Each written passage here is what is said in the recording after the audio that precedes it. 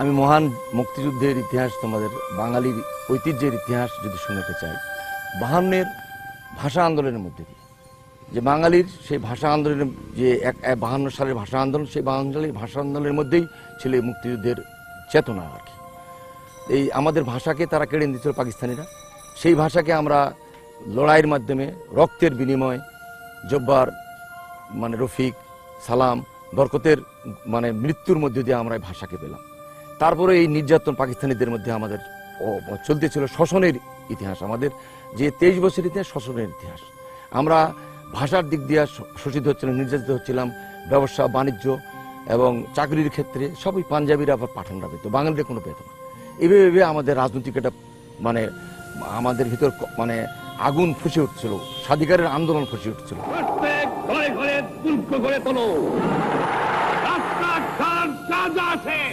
সবকিছু আমি যদি হুকুম দিবার নাও পারি তোমরা বন্ধ করে দেবে। এবারে সংগ্রাম আমাদের মুক্তির সংগ্রাম, এবারে সংগ্রাম 71-এর সেই 7ই মার্চের যে তার মানে মানে ঐতিহাসিক ভাষণ, সেই ভাষণ দিয়েই বাঙালিরা জাগরণ হয়ে গেল। বিশেষ করে আমি তখন ছাত্রলীগের একজন কর্মী ছিলাম, আমার ইউনিয়নের সভাপতি ছিলাম, তখন আমরা আমাদের যুবকদেরকে সংগঠিত করতে দিলাম। এর মধ্যে দিয়ে আমরা আমাদের এলাকায়, আমাদের সংগঠিত এলাকায় আমাদের নেতাদের সঙ্গে যোগাযোগ করে, আমাদের ছাত্রলীগের নেতাদের সঙ্গে যোগাযোগ করে আমরা আমাদেরকে প্রস্তুত হতে দিলাম যে না, বাঙালিদেরকে এটা স্বাধিকার আন্দোলনে যেতে হবে। তখন তো ট্রেনিংয়ে আমরা যাইনি, তখন যুদ্ধের জন্য জাস্ট প্রস্তুতি নিচ্ছি আমরা, তাই না?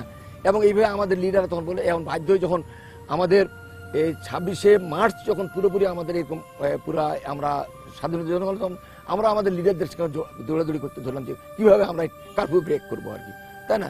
তখন এই কারফিউ ব্রেক করে পরের দিনে আমরা এই সংগঠিত হয়ে 27 তারিখ দিন রাতে আমরা এই এলাকার লোকজনকে নিয়ে প্রায় 72টি বন্দুক এবং তীর, ধনুক, লাঠি জোড়া নিয়ে ওই সবুজ সঙ্গের মাঠে, রাজারামপুর মাঠে, সবুজ সঙ্গের মাঠে আমরা একত্রিত হলাম, বলে না? হয়ে আমরা রাত ওই 27 তারিখ দিনগত রাতে আমরা ওই দার্জিলিং রোড, যেটা তোমাদের আগে তারিভাটি ছিল, মহারাজা স্কুলের পাশ দিয়ে যে রাস্তাটা পাকা হয়েছে, এই জায়গায় পাকা ছিল, কাঁচা রাস্তা ছিল, ওইখানে যাই আমরা শুনছো তো বালুবাড়িতে তারিভাটি ছিল, তাই না? এবং তারিভাটির বালুবাড়িতেই মেজর তারিকের বাড়ি ছিল, যিনি সেক্টর কমান্ডার ছিলেন তখন। ইপিআর বলতো, এখন যে আমাদের বিজিবি বলে, তখন বলতে বর্ডার ফোর্স গুলো বলতো ইপিআর, ইস্ট পাকিস্তান রাইফেল। কারণ এটা তো পাকিস্তান, পূর্ব পাকিস্তান ছিল, তাহলে এদের তখন আমরা তাদের ওই হেডকোয়ার্টার যিনি প্রধান ছিলেন মেজর তারিক, তার বাড়ি অ্যাটাকের জন্য তখন আমরা সংগঠিত হয়ে ওই রাতে 27 তারিখ রাতে দার্জিলিং রোড থেকে 72টা বন্দুকের একেবারে রাত 10টার সময় একই সঙ্গে ফায়ার দিয়ে দিলাম।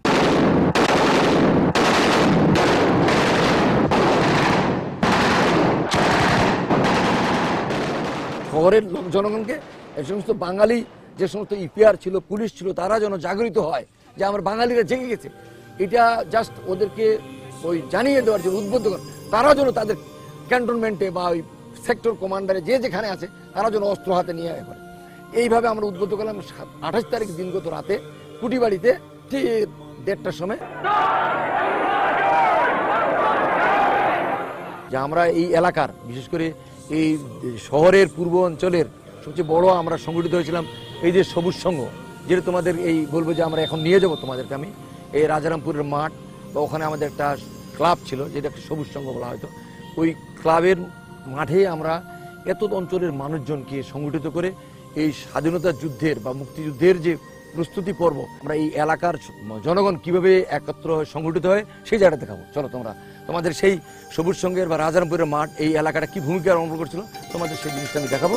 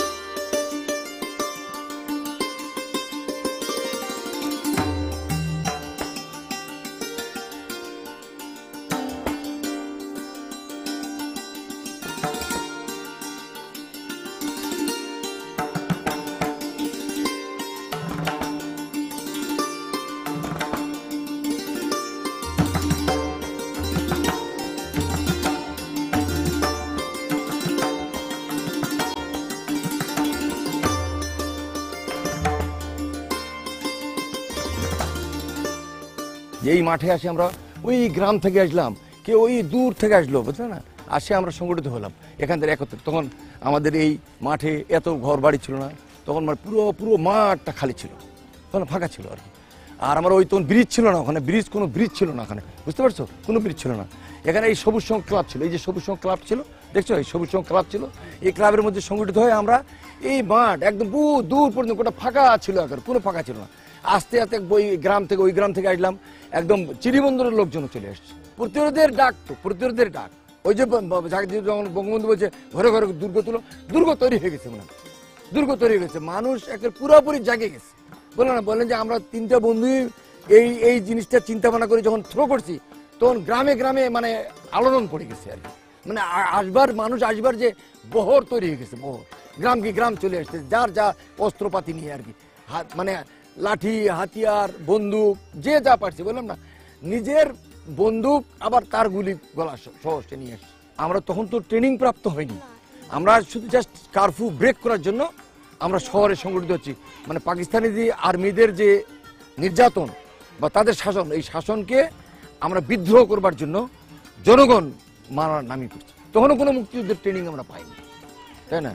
আমরা বিভিন্ন জায়গা থেকে অস্ত্র সংগ্রহ করতেছি এবং আমরা এই মাঠে, এই যে দূর থেকে দেখতেছি মাঠ, ওই মাঠে আমরা পুরোপুরি, এটা খালি ছিল আগে, তখন আমরা এখান থেকে ঐক্যবদ্ধ হয়ে শহরে আমরা ঢুকছি। 28 তারিখে পুরোপুরি রিভল্ট হয়ে গেল আর কি, গোটা কুটি একদম ফায়ারিং টায়ারিং হয়ে যেত, তখন জনগণ শহরে ঢুকতে ধরলো আর কি, মানে এইরকম অ্যাকশন নিচ্ছে। কিন্তু তখন তো আমাদের রাস্তাঘাটগুলোতে তখন তো বিহারি বা ফায়ারিং কোথায় হবে, কারফিউ তো পুরোপুরি আছে, অতএব বিধায় আমরা 28 তারিখটা এইভাবে কাটালাম। 29-30 তারিখে পুরোপুরি আমরা দেখলাম যে আমার কুটিবাড়ি দখল হয়ে গেছে, তখন পুরোপুরি ওখান থেকে যে সমস্ত পাকিস্তানি সেনারা তারা আউট হয়ে গেছে তখন। হ্যাঁ, ওরা ওই 29 তারিখে আমরা জানতে পেলাম, 29-30 তারিখে প্রায় আমাদের দিনাজপুর এটা আমাদের দখলে এসে গেল আর কি, তো না। আমরা 30-31 তারিখে দেখলাম যে 30-31 তারিখে আমাদের মেজর নাজমুল সাহেব, তখন ওই যে সেক্টর মানে যেহেতু মেজর তারিখকে কিন্তু কসবাতে মেরে ফেলছে আর কি, ফ্যামিলি সহ। এই হলো তখন নাজমুল সাহেব, তখন তিনি গাড়ি নিয়ে আসলেন, আসে ইপিআরদেরকে তখন আর কি, ইস্ট পাকিস্তান রাইফেলের যারা সদস্য, পুলিশ যারা ছিল তারা বটতলায় এবং আমাদের সঙ্গে যোগাযোগ করলো, আওয়ামী লীগের যারা আমরা ছিলাম তাদের সঙ্গে যোগাযোগ করলো যে এখানে একটা করতে, প্রতিরোধ ক্যাম্প করতে হবে, এখানে বাংকার করতে করে এই মানে আমরা ওই 30-31 তারিখের মধ্যে আমরা পুরোপুরি বাংকার টাঙ্কার করে ফেললাম। এখানে কয়েকটা বাংকার করলাম, পুলিশ, ইপিআর এবং আমরা ছাত্রলীগ। এখানে তখন আমাদের ট্রেনিং শুরু করলো, ওই ইপিআরের একজন আমাদের মানে সমাবেশী, তখনকার সমাবেশী আর কি, ও কাছাকাছি বয়স, ম্যান অফ আর কি, মানে তোমার ঢাকা কাশেম ভাই, ও আমার তোর মার্ক 3 রাইফেলের ভিতর দুইটা রাইফেল আছে, একটা মার্ক 3, মার্ক 4, কিন্তু পরে জানছি তখন শিখেছে আমাদেরকে। এই যে তোমরা বলছিলে যে আমাদের আর্মস কোথায় পাইলেন, এদের কাছ থেকে তখন আমরা আর্মস পেতে ধরলাম আর কি, ট্রেনিং পাইলাম, আর্মস পাইলাম, তাই না? এখন আমরা সহযোদ্ধা হচ্ছি ওনাদের, তখন ট্রেনিং প্রাপ্ত পুরোপুরি হয়নি, সহযোদ্ধা হচ্ছে। এখান থেকে তখন আমরা এই মানে 1, 2, 3, 4, 5, 6, 7, 8, 9, 10, 11, 12, 13 এপ্রিল পর্যন্ত আমরা এখানে পুরোপুরি ডিফেন্স করে থাকলাম, প্রতিরোধ যেটা ডিফেন্স বলে আর কি, প্রতিরোধ ডিফেন্স করে আমরা এখানে থাকলাম। কিন্তু 14 তারিখ ভোর পরের দিকে পুরোপুরি রাজবাড়ির দিকে এবং 10 মাইল একটা প্রতিরোধ ক্যাম্প ছিল, ওখানে এই পিআর, পুলিশ, মুজাহিদরা মিলে বড় শক্ত ঘাঁটি করছিল 10 মাইল, যেন ওই দিক থেকে মানে পুরো থেকে সৈয়দপুর থেকে ক্যান্টনমেন্ট থেকে যেন পাকিস্তানি না আসতে পারে, এই জন্য ওখানে একটা প্রতিরোধ ছিল, রাজবাড়িতে প্রতিরোধ ছিল, আমাদের গাবুড়াতে প্রতিরোধ ছিল, এরকম বেশ কয়েকটা জায়গা নিয়ে যেন আমাদের ওই দিক থেকে আমরা পাকিস্তানিদেরকে প্রতিরোধ করতে পারি, তাই না ছিল। কিন্তু 14 তারিখে ঠিক ভোরের দিকে পুরো রাজবাড়ির দিক ফায়ার হলো, আর 10 মাইলে পুরো ফায়ার হচ্ছে, খালি ফায়ার হচ্ছে।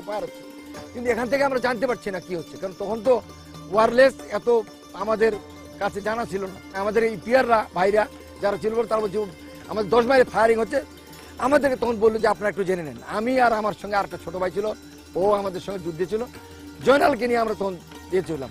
এখানে আমার এই যে খাদ্য সরবরাহ, তারপরে যে সমস্ত রসদপত্র দিতে, এগুলো কিন্তু আমাদেরকে ওই মানে ওই কুটি বাড়ি থেকে দিত।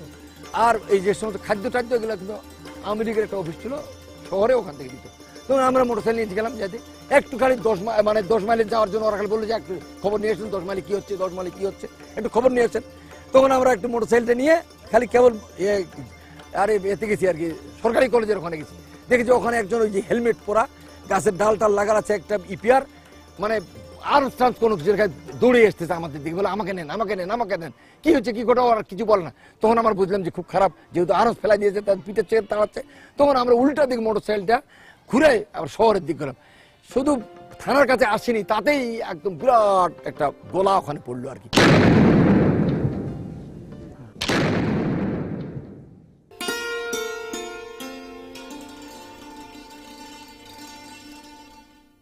সমস্ত মুক্তিযোদ্ধারা আমরা ঐক্যবদ্ধ হয়েছিলাম এখানে, হয়ে এখানে একত্র ছিলাম। তখন আবার ওই বাহিনী শুনে নষ্ট হয়েছে। তখন আমরা এখানে একত্র হয়ে কিভাবে শহর এটা করব সেটা আমরা চিন্তা ভাবনা করছি। আমরা এখানে দুইটি কারণে আসছি, তাই না? একটা যে আমরা ওই প্রতিরোধের জন্য ঐক্যবদ্ধ হলাম এখানে, আরেকটা কারণ আছে তোমাদেরকে এই ঐতিহ্যবাহী স্কুলে আসার পিছনে কারণ হলো এখানে যুদ্ধের পরে 6 জানুয়ারিতে বহু মুক্তিযোদ্ধা মারা গেছে, তার স্মৃতিসৌধ এখানে আছে, সেখানে আমরা ঐক্যবদ্ধ হয়েছি। এখন তুমি আজহারুল বলো এখানে ঘটনাটা কি? তখনও অলরেডি কারফিউ চলছে, কারফিউর ভিতরেও আমরা প্রতিরোধ করা শুরু করলাম। তারপর ওই পাশে পিছনে আছে একটা বিরাট মাঠ, এখন বসতি হয়ে গেছে। তো ওই মাঠটার উপাস দিয়ে আমাদের একজন খুব দুঃসাহসী একটা লোক, আর তার নাম মুকু, ও ওই পাশে দিয়ে পিছনে মাঠে দিয়ে এসে ওই যে টুটুগান দিয়ে বিহারি যে টুটুগান দিয়ে ফায়ার করতেছিল তাকে প্রতিরোধ করার জন্য ওই মাঠ দিয়ে তাকে ভিতরে আসার চেষ্টা করলো। আর দুইজন আরেকজন মারা গেছিল সামনের দিক দিয়ে তীর ধনুক নিয়ে টুটুগান দিয়ে যে ফাঁক দিয়ে ফায়ার করতেছিল বিহারি। তো ওই বিল্ডিং দিয়ে বয়ে ওর একজন টুটুগানটাকে ধরছিল।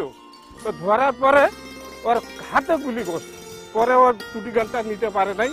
পরে বাধ্য হয়ে যখন ওদের চারিদিক দিয়ে এদিক দিয়ে ওই দিক দিয়ে চারিদিক লোকজন খুব চাপ সৃষ্টি করলো, তখন বাধ্য হয়ে এখানে এই সামনে ডাইন পাশে এই পাশে গোটাই বিহারি গলি পড়লো দিচ্ছিল। এরা আস্তে আস্তে পিছনে ওরা চলে গেল।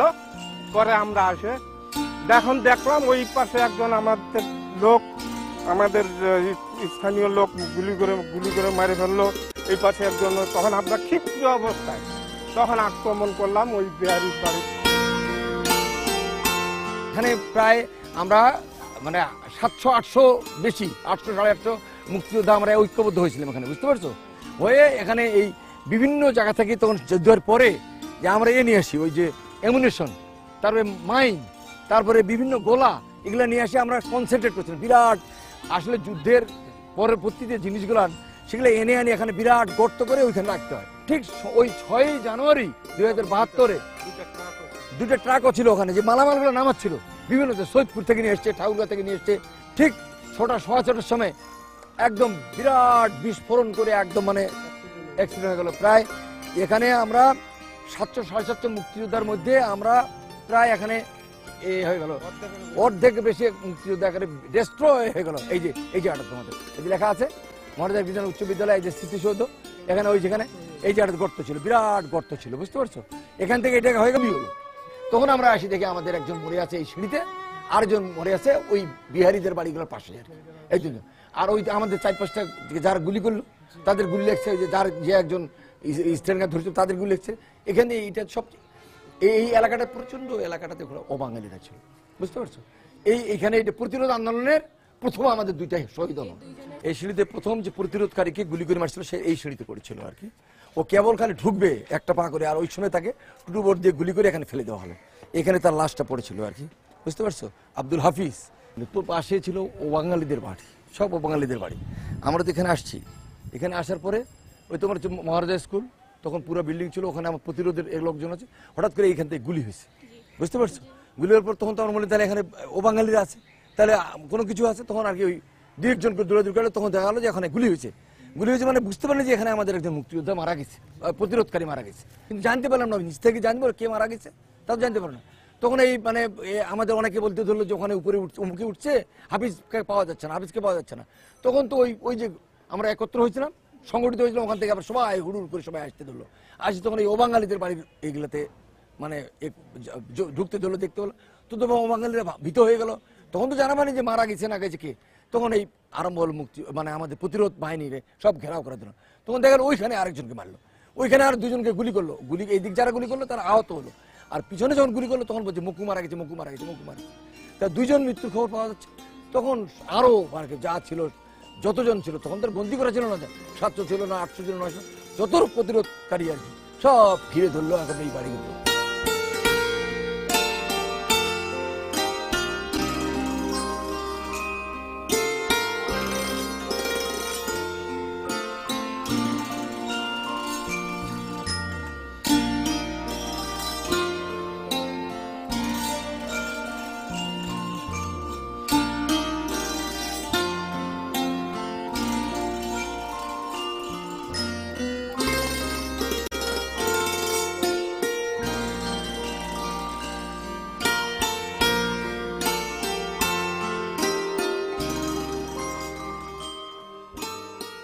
এটা ছিল সেক্টর কমান্ডারের, মানে যিনি বললাম যে কুটিবাড়ি সেক্টর হেডকোয়ার্টার, ইপিআরদের ছিল।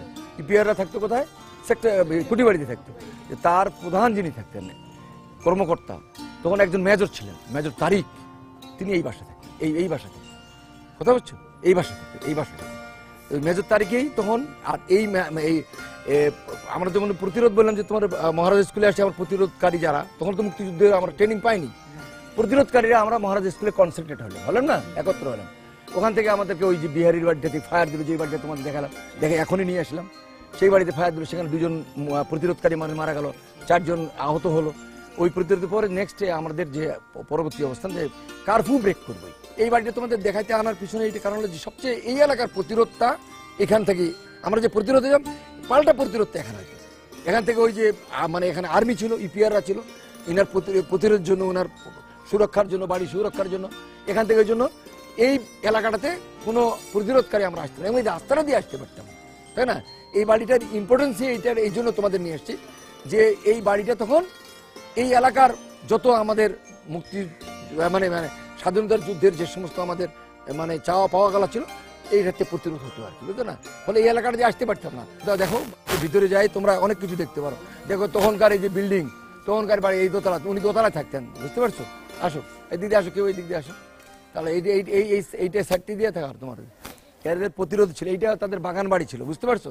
এটা বাগান বাড়ি ছিল, এটা বাগান বাড়ি ছিল। আসো আসো, হাঁটো।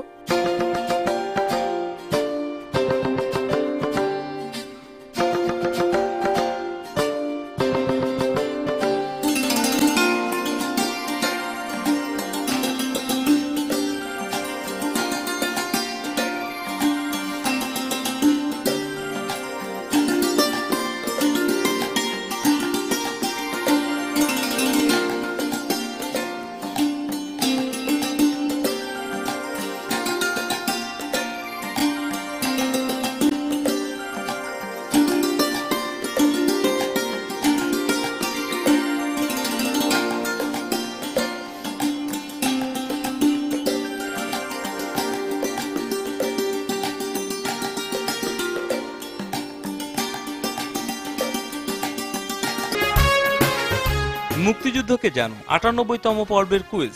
কুঠিবাড়ি ইপিআর প্রধান মেজর তারিকের বাড়িতে প্রতিরোধ যোদ্ধারা কত তারিখে আক্রমণ করে? এ ২৫ মার্চ রাতে, বি ২৬ মার্চ দিনে, সি ২৭ মার্চ দিনে, ডি ২৭ মার্চ রাতে। বৃহস্পতিবারের ভেতর ঠিক জবাব পাঠাও। MJ স্পেস ABC অথবা ডি লিখে পাঠিয়ে দাও 16242 নম্বরে। ঠিক উত্তরদাতাদের মধ্য থেকে 3 জনকে পুরস্কার হিসেবে দেওয়া হবে মুক্তিযুদ্ধের বই।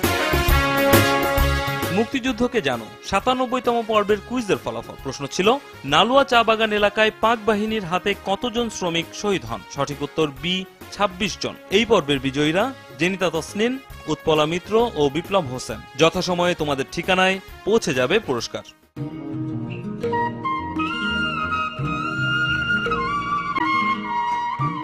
এই জায়গাটা তখন বুঝলেন, এই যে জায়গাটা তোমাদের নিয়ে এসছি, এই জায়গাটা এই জিনিসটা বুঝবার জন্য আনছি যে এই জায়গাটাতে আমরা যুদ্ধের সময় প্রচুর জাম গাছ ছিল আর তোমার শিমল গাছ ছিল।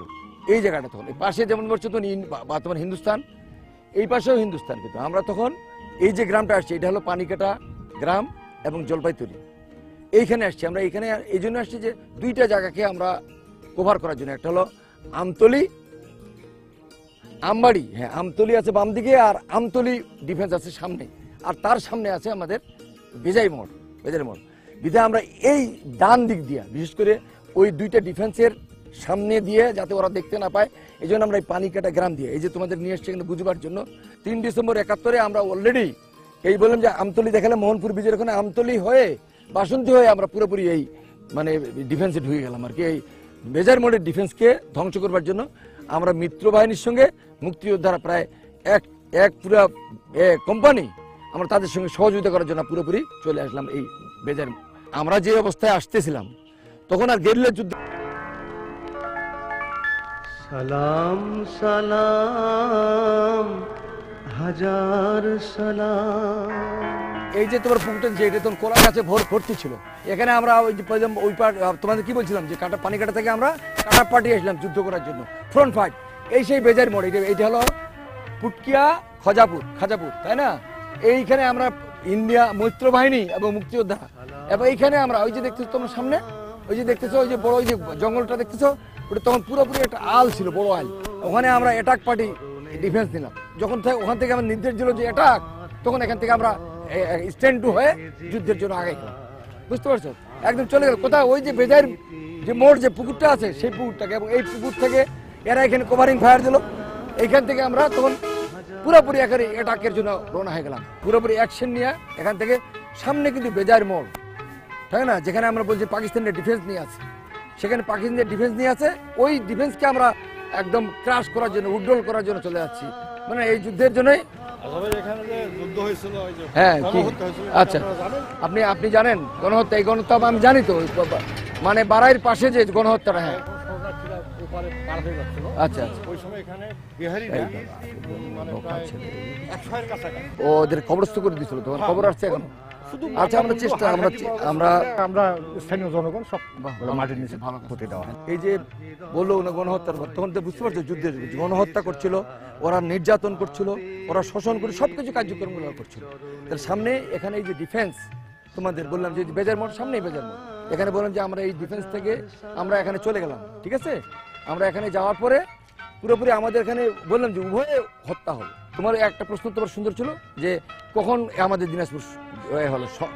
এক সময় কিন্তু সমস্ত জায়গা স্বাধীন হয়নি, 16 ডিসেম্বরে হয়নি, কোনোটা 4 তারিখে স্বাধীন হয়েছে, কোনোটা 5 তারিখে, 6 তারিখে, এইভাবে গোটা ডিসেম্বর মাসটাতে কিন্তু আমাদের বিভিন্ন জায়গাগুলি স্বাধীনতা লাভ করতেছে, তাই না? বিভিন্ন জাতির প্রচণ্ডভাবে, যেটা আমাদের মানে আমরা বলি যে ঢাকাতে যখন ফল করলো, এইটাই বললো 16 ডিসেম্বর, ঠিক আছে না? তার আগে কিন্তু বাংলাদেশের অনেক জায়গা, যেমন দিনাজপুর, আমাদের বিভিন্ন জায়গাগুলি মানে মুক্ত হয়ে গেছে, তাই না? যেমন ঠিক তেমনি এই বুঝবার জন্য বলছি যে এটা 4 ডিসেম্বর 71-এ এটা কিন্তু এই এলাকাটা আমাদের মুক্ত হয়ে গেছে। চলো আমরা এখন এই বসি, আমরা এখন একটু বসি, আমরা এখন তোমাদের সঙ্গে দেখে যেতে চাই আদের স্মৃতির চরণে। এই যে দীর্ঘ সময় ধরে তোমাদেরকে আমি মুক্তিযুদ্ধের উপরে এবং মুক্তিযুদ্ধ প্রতিরোধের উপর থেকে বিভিন্ন কিছু বা বিভিন্ন স্পোর্টগুলি, আমাদের মুক্তিযুদ্ধের যে অবদানগুলি সম্পর্কে তোমাদের একটা স্পষ্ট ধারণা দিলেন। এতে তোমরা কি শিখলে, কি অর্জন করলে, সেটা একটু বলো, সংক্ষেপে করে বলো। এই সব দেখার মাধ্যমে মুক্তিযুদ্ধ সম্পর্কে জানতে পেরেছি, এবং দিনাজপুরে যে এরকমভাবে মুক্তিযুদ্ধ ছিল সে সম্পর্কে জানতে পেরেছি, ও সেসব মুক্তিযুদ্ধের প্রতি আমার সম্মানবোধটা আরো বেড়ে গিয়েছে। তারপরে নেক্সট তুমি বলো দেখি, পারিকা। এর আগে তো মুক্তিযুদ্ধ সম্পর্কে আমরা শুধু বইয়ে পড়েছি, জি জি জি জি, কিন্তু এইবার শুধু মানে এই প্রথমবারের মতো আমরা প্রথম জায়গাগুলো ঘুরে দেখলাম যে যেখানে মুক্তিযুদ্ধ হয়েছে। আমরা ইনফ্যাক্ট জানতামই না যে দিনাজপুরে এইসব জায়গায় মুক্তিযুদ্ধ হয়েছে। তো এইভাবে মানে প্র্যাকটিক্যাল দেখার ফলে আমাদের মধ্যে মুক্তিযুদ্ধের চেতনাটা বেড়ে গেছে, মুক্তিযোদ্ধাদের প্রতি সম্মানটা বেড়ে গেছে, দেশের প্রতি যে সম্মানটা, দেশের প্রতি যে শ্রদ্ধাবোধটা, সেটা বেড়ে গেছে। বলো তো তুমি কি জানো, কি জানলে, কি শিখলে, তোমার অভিজ্ঞতা কি আসলো?